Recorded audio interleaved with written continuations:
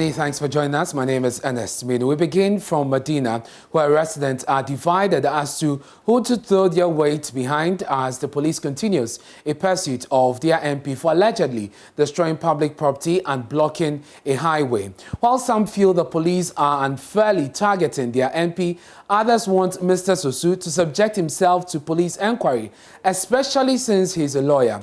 But ultimately, these residents believe the ongoing tussle has relegated the core problem, which is poor roads in the constituency, to the background. Kwekwa Santi has been speaking with some of them. MP for Medina, Francis Xavier Sosu, is currently battling with the police as the police are on his heels to arrest him and have currently charged him at the court. They are expecting him to appear before the court on Monday. But we are here in the Medina constituency. This is the people he represents. We want to take their views on all these. They did a demonstration about poor roads in the constituencies, which seems to have landed him in this trouble. So want to find out from them what they make of this controversy that is currently going on in the country. So let me start with this gentleman.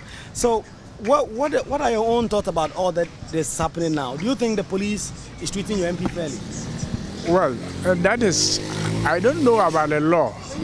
Then I didn't know what he have done that he deserved to be in court. Probably our roads are not good. Actually, we have bad roads. So if there is something covering him, like law or something, at least there should be peace on it. Because when two elephants fight, the grass always suffers. So they should deal with the professional, diplomatic way. Not that to handle MP in such a way that when in the church, well, I don't know law about that. Then police also bringing out some statement that they are not going to arrest him. It's a whole lot. So they need to handle it in the diplomatic way. That is it. If what he has done is lawful, then this issue must be settled. However, if it's unlawful, then he must face the law. Because it seems they are only targeting him because he's in the opposition party. He lawyer, so you know how to do about those cases. What are your own thoughts on this? Do you think that the MP is behaving lawfully? Do you think that the police is treating him unfairly? Well, like, no.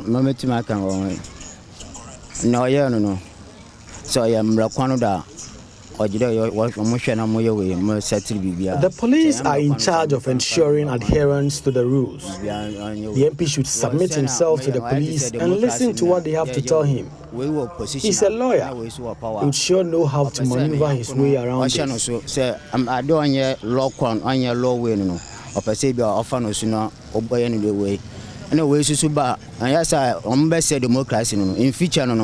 Democracy here in future no about to affect until now we want to democracy and want to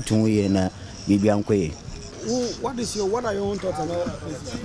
Oh, the American phone is I say Ghana no impuntu na yen yape na sesunu so here MP no ono so here leader APN say nka gina ya no or parliament. Sosu represents us in Parliament. If he realized there are few issues in the constituency and he led us in a demonstration, then he has done no wrong. But if during the demonstration a few things went wrong and the police have requested to talk to him, then he should avail himself. Because what happened at the church last Sunday was not proper. Police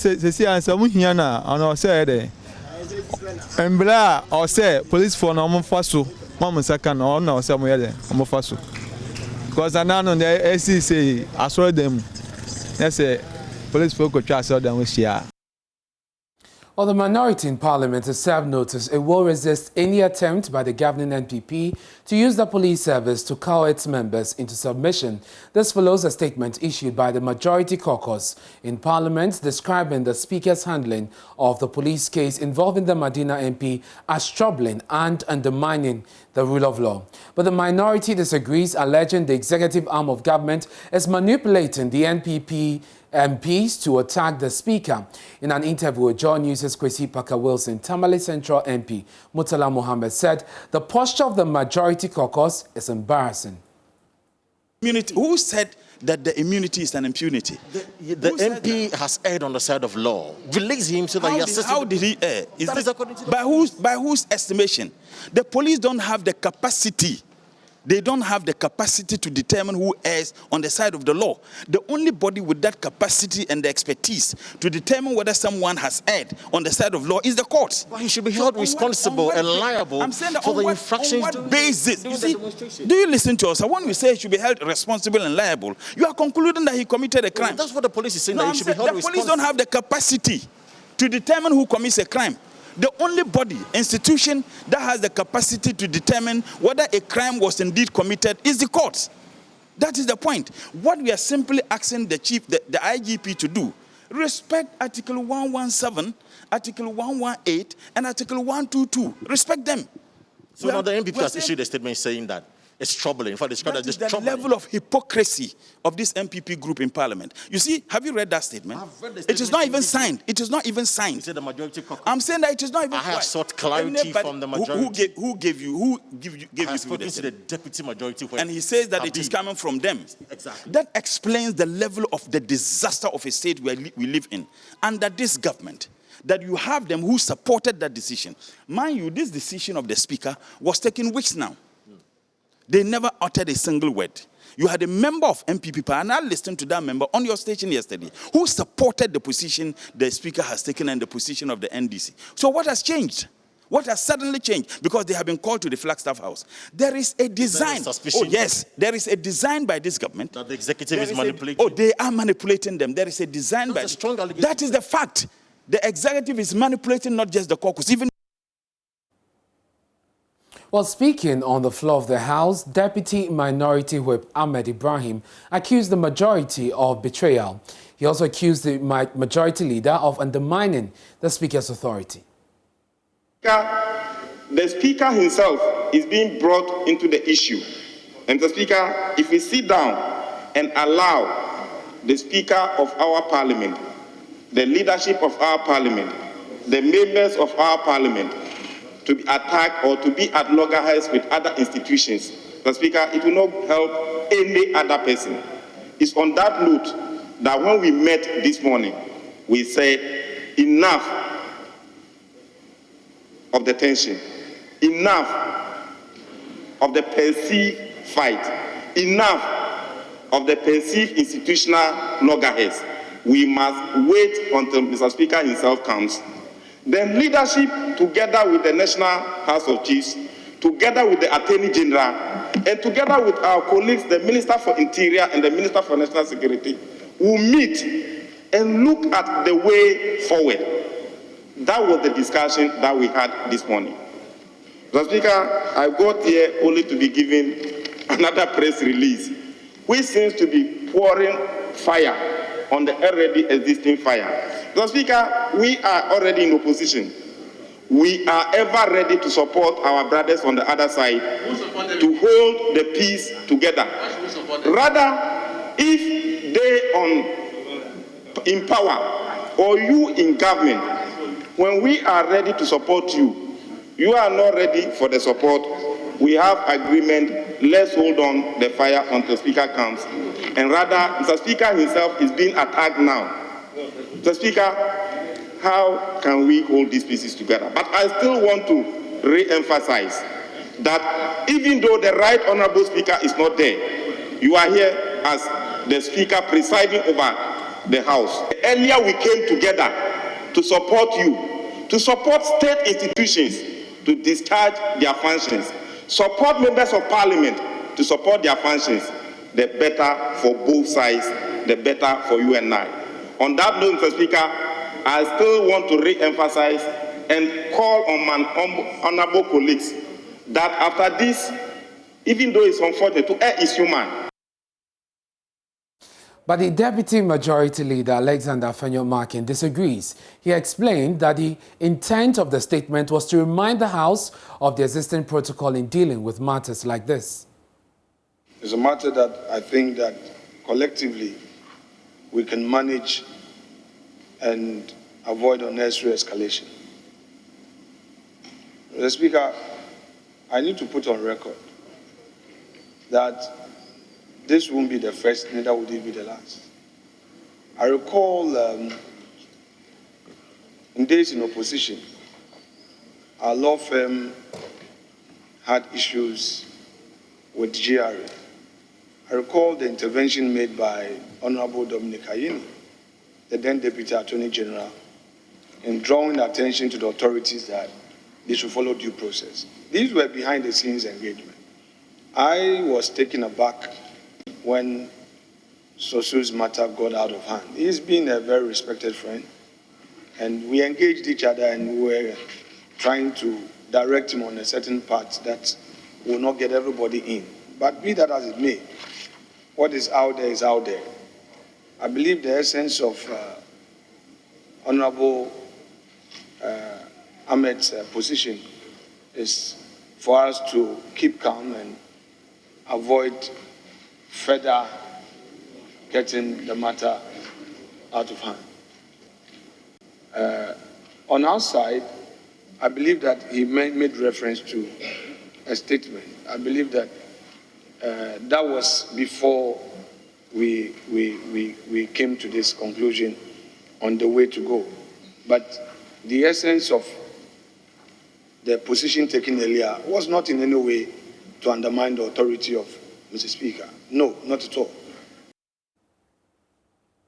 Let's go to Parliament. Correspondent Kwesi Parker-Wilson joins us on Zoom with details of a statement issued by the minority. Parker, what does the statement say?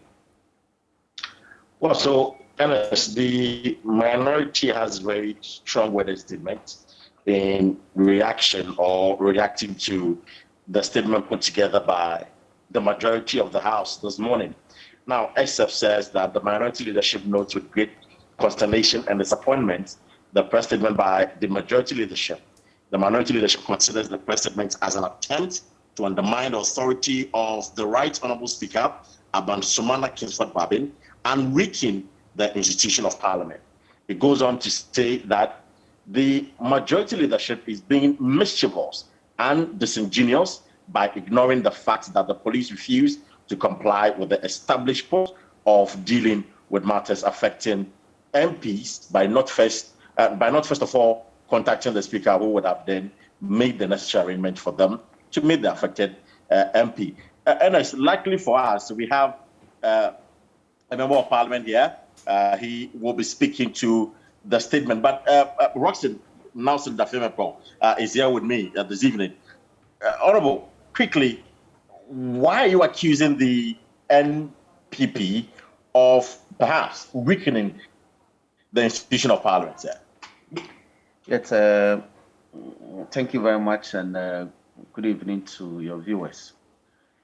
First of all, the position of the minority regarding the statement issued this late morning by the majority, attacking, as it were, the decision by the Right Honourable Speaker to decline the request by police to release the Honourable Sosu for questioning or to assist them in an investigation.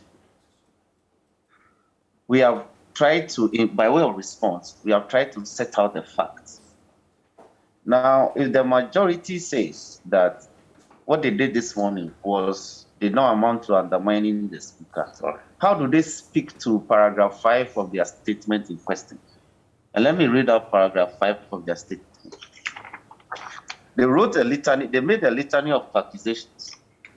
And by way of concluding on that litany of accusations, they said in paragraph 5, now the Speaker of Ghana's Parliament, Right Honourable Bagby, appears to be instituting new rules that seem to undermine the rule of law without any prior discussions with the leadership of the House. We ask, what exactly has changed? First, only reminding the Speaker of emulating his predecessors. No, Baka, no. Take a careful read of the paragraph I just read. They seek to suggest that the attempt or the decision by the Speaker to decline the request of the police amounted to breach of law. That's their suggestion. Then they further say that if you would have engaged in that breach of law, you should have consulted us. The leadership of the House. Yes. So is it even the case that Parliament leadership engaged in breach of law? That is what they are suggesting. Or you are not gathering that from what they said. They said what you have done minus our consultation amount to a breach of law. And that if you were minded, you would have consulted us. So would a consultation with leadership not amount to a breach? So you see, what Speaker did not amount to a breach of any law. What did the Speaker do? Sosu wrote to the police, and after several correspondence, they agreed to undertake the demonstrations on Monday. Yeah, we know the fact, but then let's deal with the substantive issue. So you have accused them of being disingenuous and mischievous. Because Speaker has acted truly within the remit of the law. What did he do? He said, I am minded that at the time you were asking me to release Sosu to assist you. They have never given the indication that they were arresting him. They said they wanted Speaker to release him to assist the police. Now, if you want somebody to assist you in investigations, and the person cannot be released on grounds of law, this shouldn't be a fight. It appears the House is divided. We are not divided. You have taken the position, the NPP has taken the position. We are not divided. Until this morning, they were with us. The majority members, a lot of them have spoken in support of what the Speaker did. Dramatically this morning, they brought this statement. And let the record reflect that this statement is coming ex post facto. Ex post facto. The fact that the police have gone to file criminal summons against Sosu. What does that mean? There's no longer an issue of arrest. Okay. It means they are adopting an alternative in criminal prosecution, which is filing of criminal summons. So it's like a civil process. Now, it is the duty of the registrar of the court where the process has been filed. I have not cited it. But have you checked whether the summons has been served on Sosu? No, it's not been served. It's not been served? Okay, Parker. It's not available. It's not available? Yes, it's on parliamentary duty. So it is not the duty of the registrar of the court where it has been filed through his bailiffs to locate the Honorable Sosu and serve him. Okay. And the service of that process will also have to be in consonance with Article 117 thereabout. Indeed. So, and the proof of the service of that process will also not lie in the mouth of any policeman. It will lie in the mouth of a court officer who is called the bailiff. So the fact that Monday has been set for this matter to be gone into. Very well. Parker, thank you very much for bringing us that interview with the Member of Parliament for South Diroxin, the Fiamme, for speaking to the strongly worded statements issued by the minority on this issue.